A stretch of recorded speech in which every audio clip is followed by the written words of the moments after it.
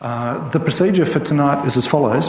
I'm going to perform 2 readings interspersed with some general commentary on Bauman's work. Why?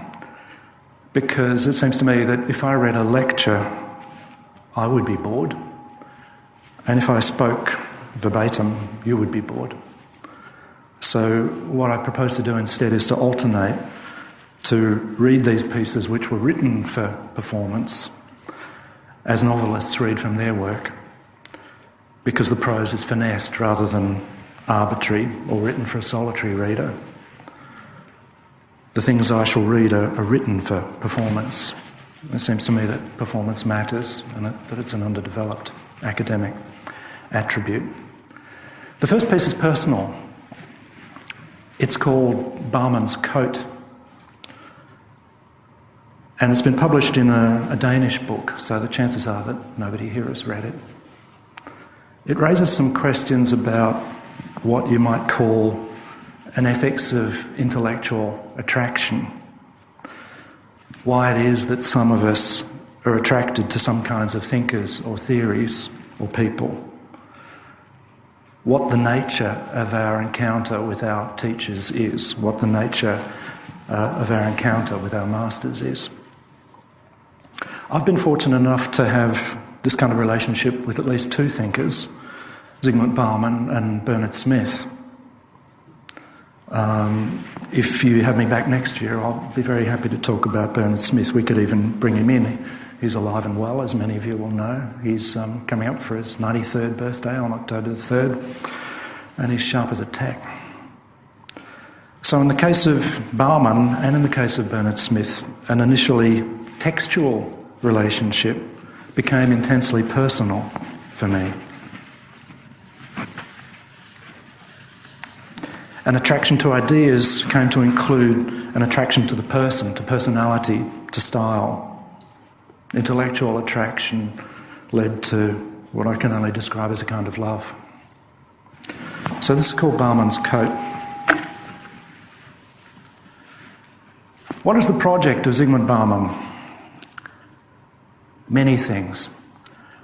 As his interpreter, among others, I've sought to characterise it variously.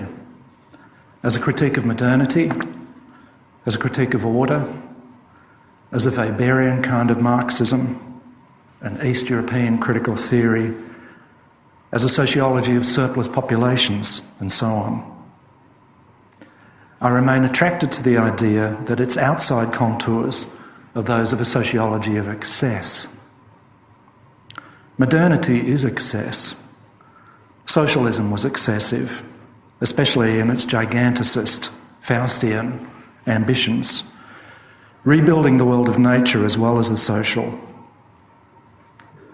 Capitalism is excessive in its gargantuan appetite for labour, for endless growth, for sales, for exploitation, in its protean drive to consume us and the planet as we consume it, and especially those less fortunate than us, at home and afar. The critique of excess is a critique of waste, of human waste, of wasted lives. It suggests the desirability of a measured life, where balance matters, where life is framed by a sense of limits and modesty as a priority. It suggests an intellectual orientation to the world in which we're interpreters and critics, recyclers rather than gurus or celebrities. It has been a great source of pleasure and inspiration to me personally to be able to discover that in Bauman's case, the text message and the everyday example are consonant. Bauman lives a simple life in Leeds, in the same place, with the same companion, Janina, over the decades. In a world he now calls liquid modernity, some things persist. Few things persist like their relationship. Wherever he goes, there will she be. The only apparent excess in this domestic picture, sedate between their travels, punctuated by the frenzy of writing, is the legendary excess of hospitality shown to those who visit their home in Lawnswood Gardens.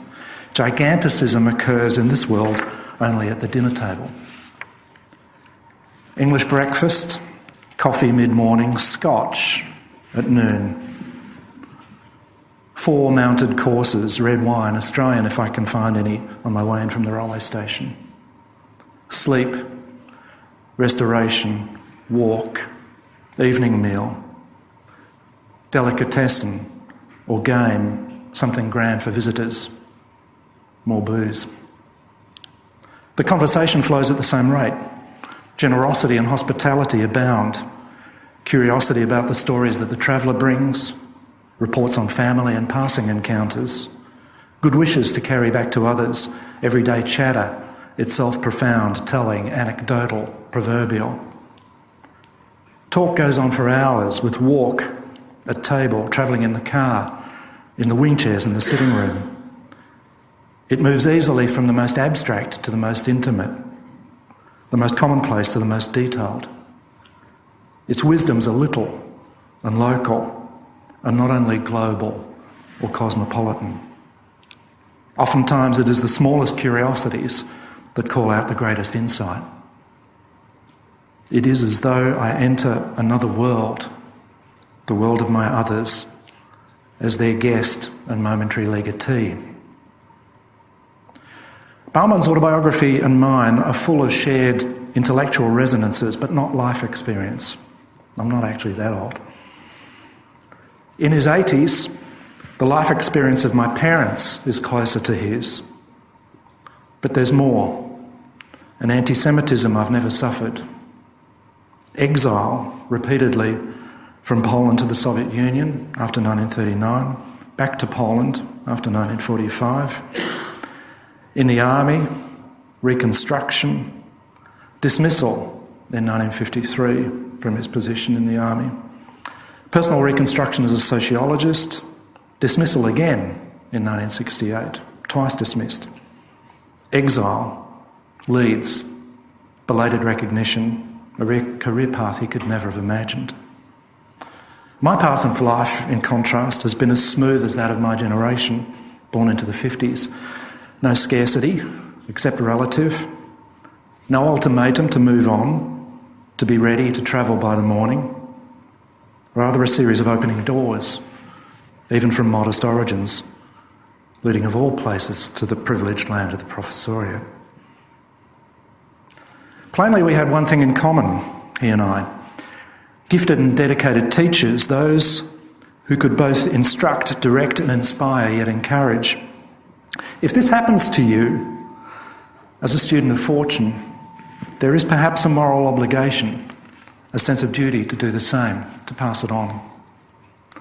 But more, Bauman and I, at least on his account, seem somehow to share something of modernity's civilizational legacies via the life of the mind. As a child of the 60s, I'd been to Utopia in my mind in the library. And this is where I met the person called Zygmunt Bauman in the book he called Socialism, the Act of Utopia, 1976. Through the journal Thesis 11, which we'd founded in Melbourne in 1980, a line went out between us. Australia had its share of the East European critical diaspora in this period. It was a blessed moment. Bauman had visited in 1970 and again in 1983. The Budapest School in Exile arrived in 1978. There was a sense of something in common, even across these significant gaps in life experience and location. Bauman's excessive hospitality has something to do with his life experience of scarcity. Deprivation can encourage mean-mindedness, or else its opposite. In Bauman's case, I've never known anything other than the most indulgent kind of generosity. But there's more, a sense of willingness to connect that you can see in his eyes. When I was able to finish the project that opened my eyes, the book which became Labour's Utopias, we asked Bauman to recommend it. At this point, I think we may have met once. And so he wrote for the cover of my book, this is Bauman talking about me, "This is a book that should be read, reread and kept handy for future consultation. Its value will grow over the years, quite the contrary to most current, hastily written and ill-judged obituaries of socialism. Beilharz has produced a profound, thoroughly researched study of labour utopias, ... This is a monument to human hope. I still draw breath reading this. It's not the book I'd written. The quotation is better than the book. It would serve better as a description of his own book, Socialism, the Act of Utopia. Applied to my book, this is an indication of Bauman's success, incredible generosity, and that hermeneutic enthusiasm that reads for gain rather than loss.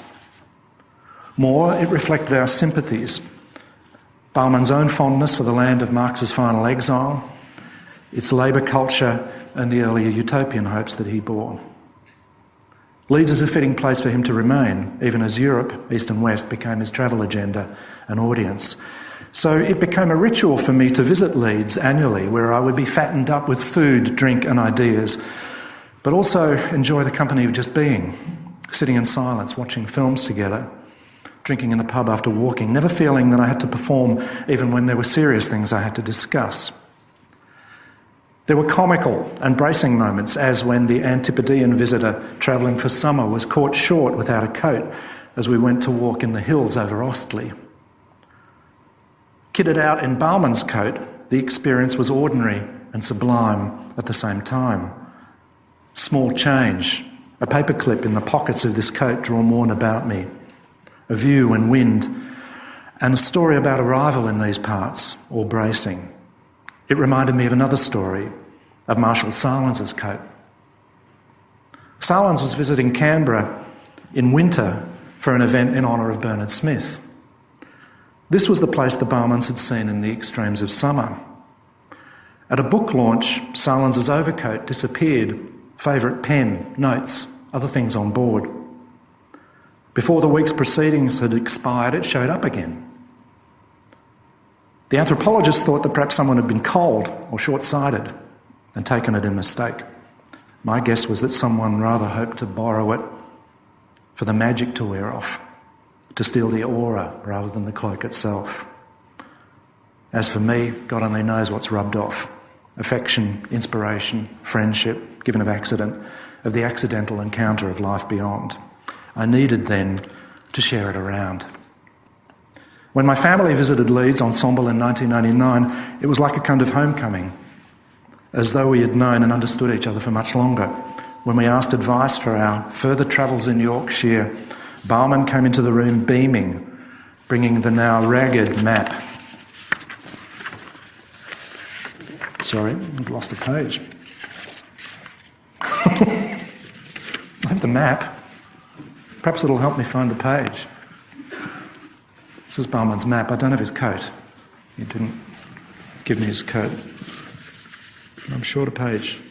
No, I'm not.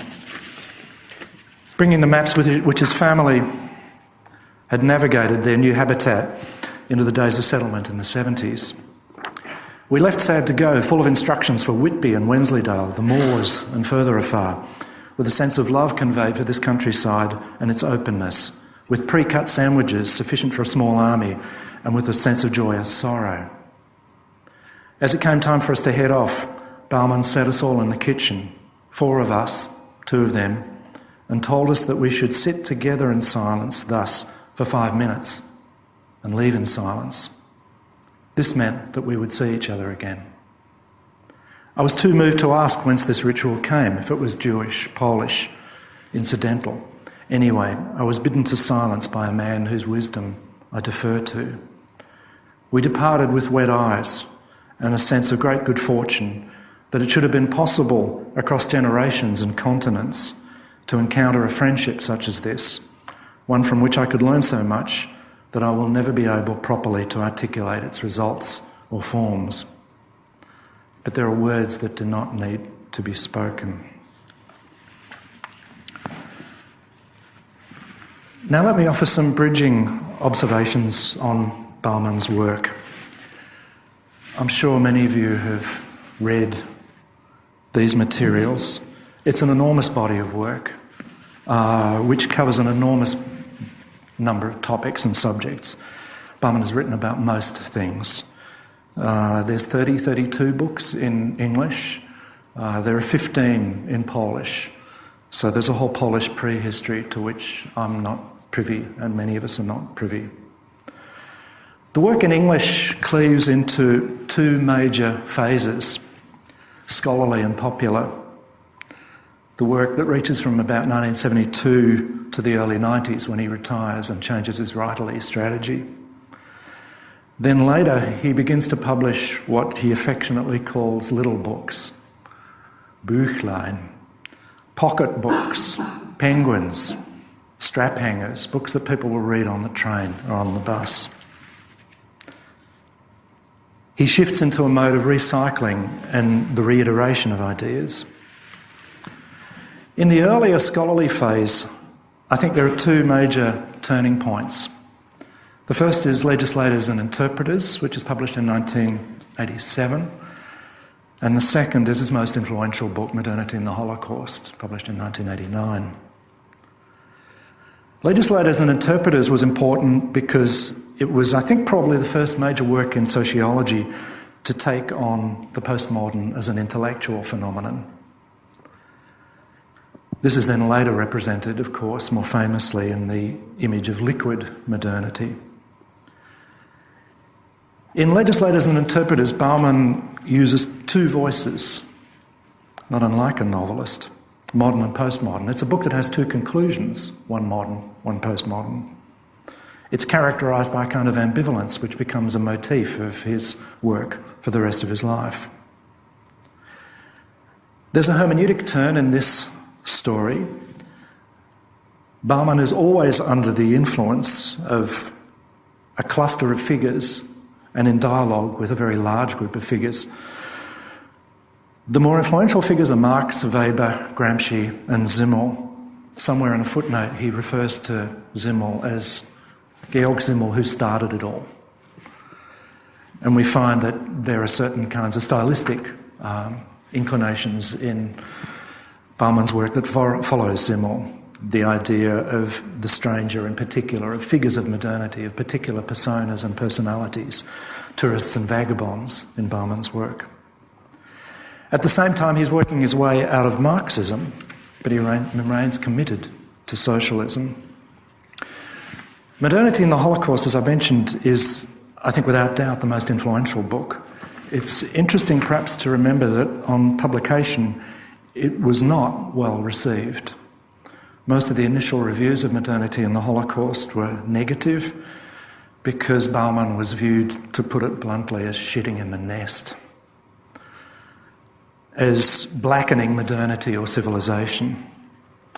He was writing under the influence here of his wife, Janina, and her memoirs, Winter in the Morning, published in 1986. These are Janina's memoirs of her girlhood in the Warsaw Ghetto. And in this context, he decides that the Holocaust, in his terms, is less appropriately viewed as a picture on the wall than as a frame to look through. And its preconditions are modern rather than peculiarly German. An industrial mode of killing, an all-powerful state, a well-oiled bureaucracy, a poisonous ideology, all of these are attributes of all modern states in some moments of their existence.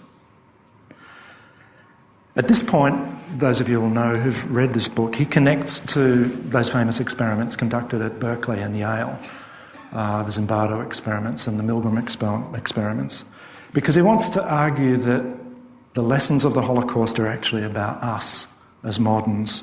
I think the most chilling phrase in that book, the most powerful phrase in that book, runs something like, the point is not that this could have been done to us. The point is that we could have done it. So Bauman's sociology is also, among other things, I think, a point in the direction of a sociology of violence and a critique of conformism. Quick word about the liquid modern. It's become the major motif of his little books, published especially in the last couple of years. Liquidity is a metaphor that Bauman wants to use in contrast to the metaphor of solidity. He's still engaging with the ghost of Marx, and it's the brilliant mistranslation, all its solid melts into air, that he's now arguing is an inappropriate description, that there's something qualitatively different about modernity after Fordism, after the 80s and 90s. But it's a metaphor and not a condition. It's a way of thinking, the idea of liquidity. It reminds me of a passage somewhere in Kenneth Burke, where Kenneth Burke says, I think very usefully, that class struggle is not a fact. Class struggle is a way of seeing. Liquid modernity is also not a fact or a condition. It's a way of seeing. There are well-rehearsed and common criticisms of Bauman.